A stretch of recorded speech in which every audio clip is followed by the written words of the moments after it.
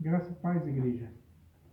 A pedido do nosso pastor, estou gravando esse vídeo, né, com uma breve reflexão. Né? Hoje eu estava refletindo sobre esse texto que se encontra em Mateus, no capítulo 5, versículo 30, que diz assim: Se a tua mão direita te escandalizar, corta e atira para longe de ti, porque te é melhor que um dos teus membros se perca do que todo o seu corpo seja lançado no inferno. Pensando nisso, eu fico imaginando o seguinte: se alguém lhe propusesse, né, pagar R$ 100.000 pelo seu dedo mindinho da mão esquerda, você venderia? Eu acho que não, né? Mas e se fosse R$ 1 milhão? Imagine que é o dedo mindinho, não vai lhe fazer falta. E é da sua mão esquerda, né? A maioria das pessoas são destros, mas se você for canhoto, imagine que seja o dedo mindinho da mão direita. Eu tenho certeza que não, porque a gente tem esse apego, né, com o nosso corpo. Eu duvido que algum de nós, né, a não ser que tivesse numa situação muito difícil, mas numa situação normal, né, eu duvido que algum de nós topasse vender qualquer parte do corpo que seja, por qualquer dinheiro que seja, né? Porque imagine o seguinte, é muito valioso, não é? Só que o Senhor Jesus, ele diz que a nossa santidade, a nossa salvação é mais valioso que isso. Porque a recomendação dele, que está nesse texto, é que se existe parte do nosso corpo que nos leva a pecar, então é melhor a gente lançar ela fora do que ir para o inferno. É interessante porque a gente às vezes não para pensar nesse texto, né? Porque qual o valor da sua santidade?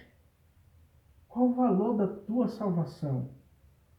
É interessante pensar nisso, porque às vezes no dia a dia a gente não para pensar em relação a isso, né? Sobre o quanto custa, o quanto custou Jesus morrer na cruz, o quanto custou o sangue dele.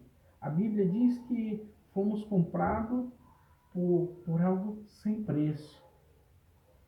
É para que a gente possa parar para refletir nessa hora.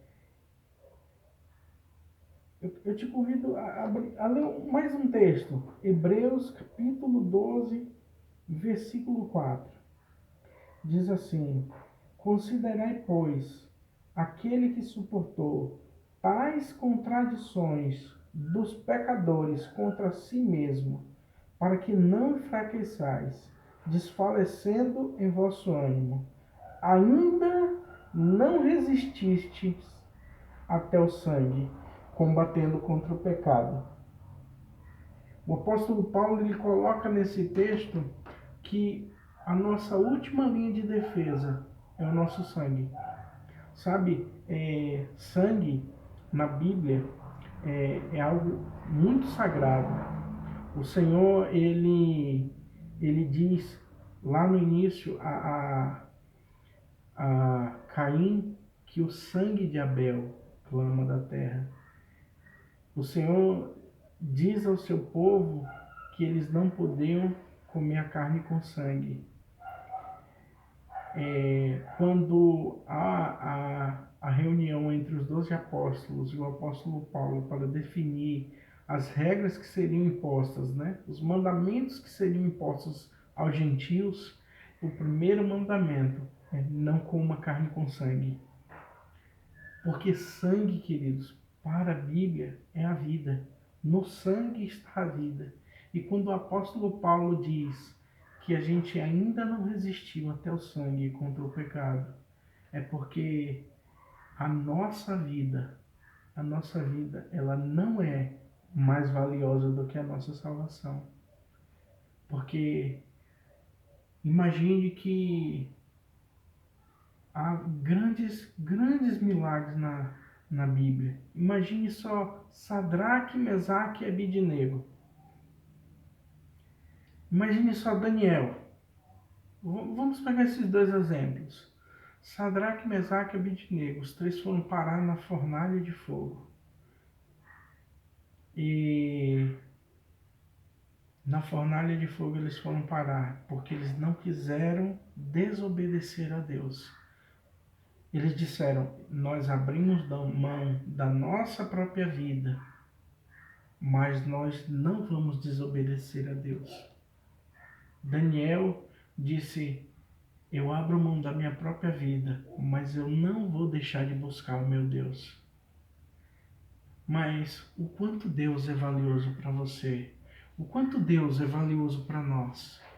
Imagine, pare para pensar por um momento. É tremendo aquilo que Sadraque, Mesaque, Abednego e Daniel viveram. Mas e nós? Nós não vamos viver esse nível de milagre?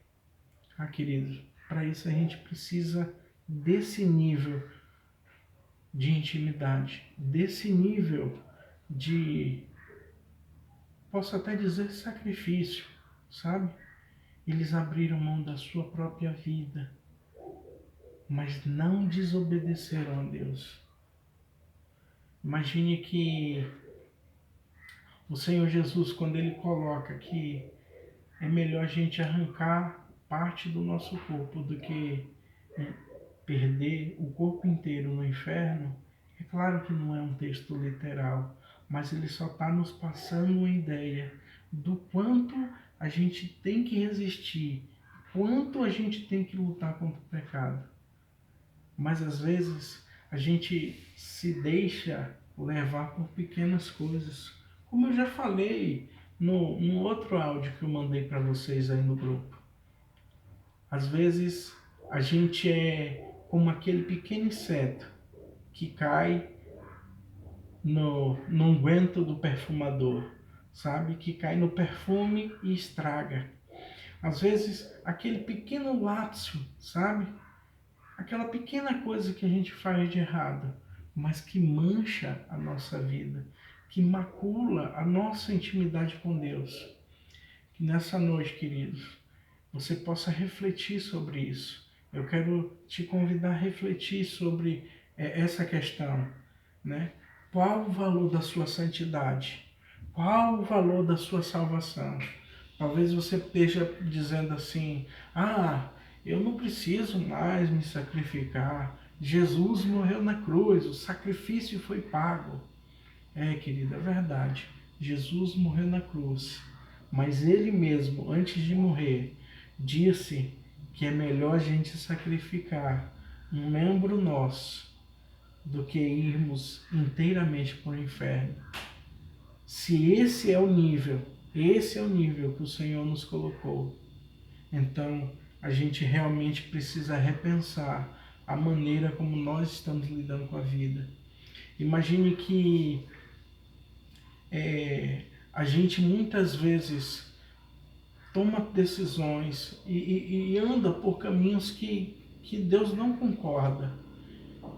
E muitas vezes a gente usa de maneira errada um texto, a gente coloca um texto de maneira errada, que é aquele texto onde Jesus está com os apóstolos no jardim do Getsemane, né, e ele deixa eles ali e diz, fiquem aqui e orem.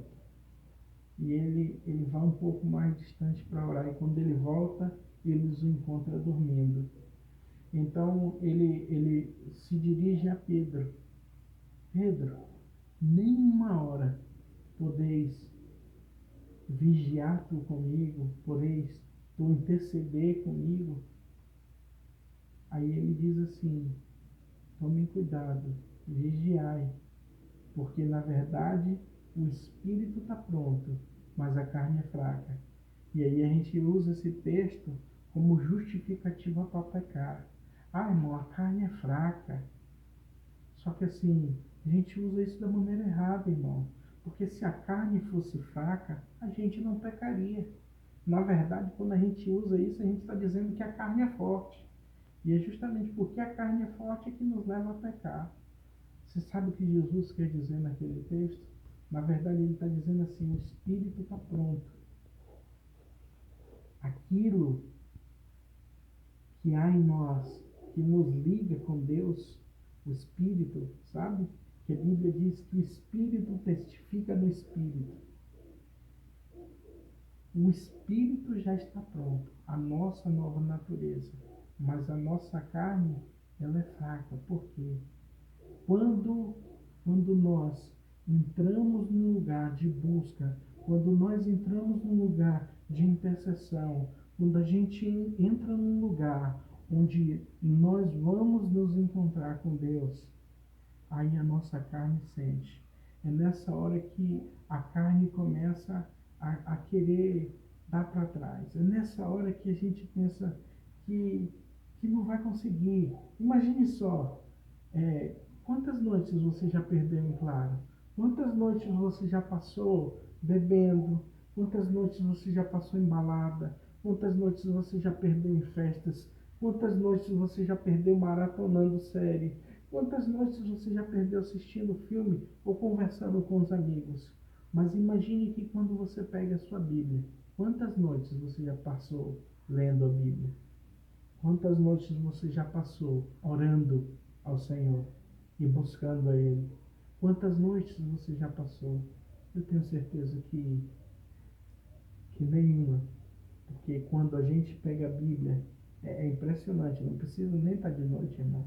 Quando a gente pega a Bíblia, mesmo de manhã para ler, logo nos vem sono. Quando a gente dobra o nosso joelho para orar, primeira coisa, primeira sensação que vem é sono. Mas essa é a grande questão. Porque quando nós nos aproximamos dele, a carne sabe que ela está se aproximando do lugar aonde ela vai morrer. Ela sabe que ela está indo para a cruz e ela se rejeita.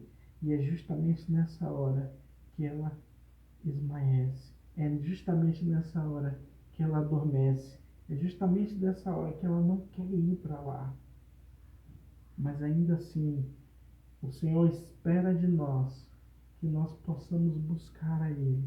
Sabe, irmãos, na oração que o Senhor, no modelo de oração que o Senhor nos deixou, nos ensinou, Ele nos ensina a orar ao Pai, pedindo que não nos deixe cair em novas tentações. Quantas vezes você tem feito isso? Quantas vezes você tem buscado a Deus, te pedindo para te fortalecer, para que você não venha cair em novas tentações? Se você ainda não faz, querido, passe a fazer isso. Sabe, existe recursos ao nosso dispor que muitas vezes nós não usamos. A Bíblia, principalmente no Novo Testamento inteiro, existem vários textos falando sobre os recursos da graça. A graça está ao nosso dispor, mas nós precisamos nos achegar a ela, diante do trono de Deus, buscando essa graça, para que nós possamos ser alcançados por essa graça. Que essa graça maravilhosa, que essa misericórdia maravilhosa que está ao nosso dispor, possa te alcançar nessa noite. Que verdadeiramente o Senhor possa te dar graça, para que você possa buscar a Ele cada dia mais e mais. Que você, a partir do momento que você termine de ver esse vídeo, que você possa dobrar o seu joelho e buscar o Senhor. Buscar o Senhor como você nunca buscou.